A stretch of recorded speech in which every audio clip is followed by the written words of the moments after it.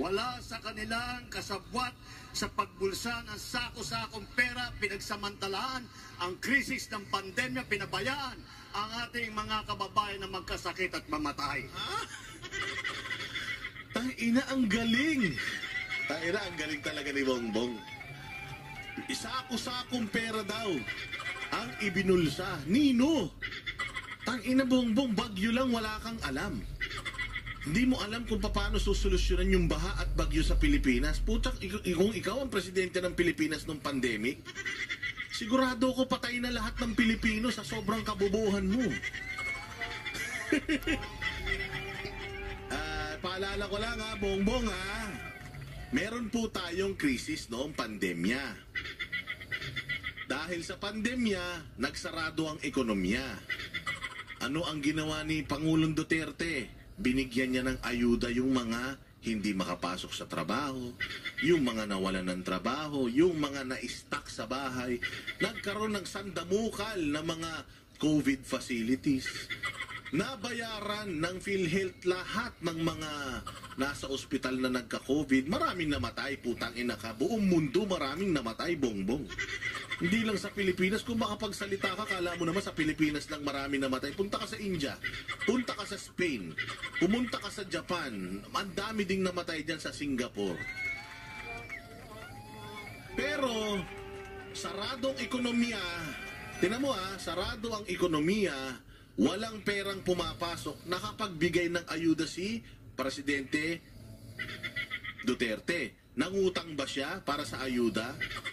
Hindi. Gumawa siya ng paraan, gumawa siya ng pagkakakitaan para magkaroon tayo ng supplies. Ano yon? Bakuna, libre nating nakukuha. Habang yung ibang mga bansa, katulad ng Amerika, nagsara, hindi lalabas ang bakuna, sa atin muna.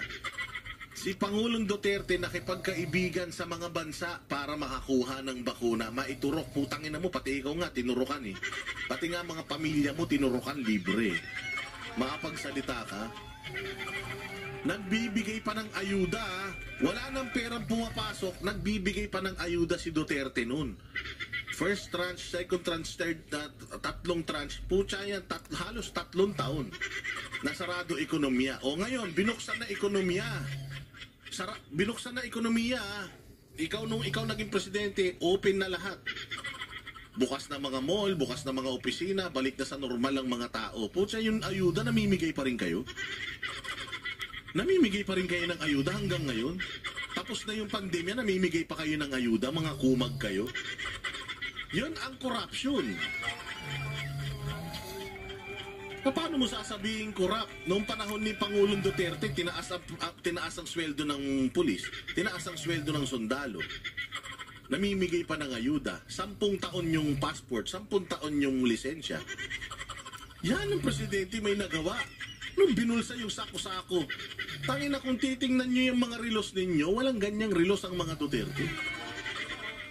Kung titingnan ninyo yung luho ninyo, walang ganyang luho ang mga Duterte. Pucha, ang sasakyan mo may back. Si Duterte, ang sasakyan niya normal lang. Tingnan mo sasakyan ni Duterte ngayon, pick up na itim lang.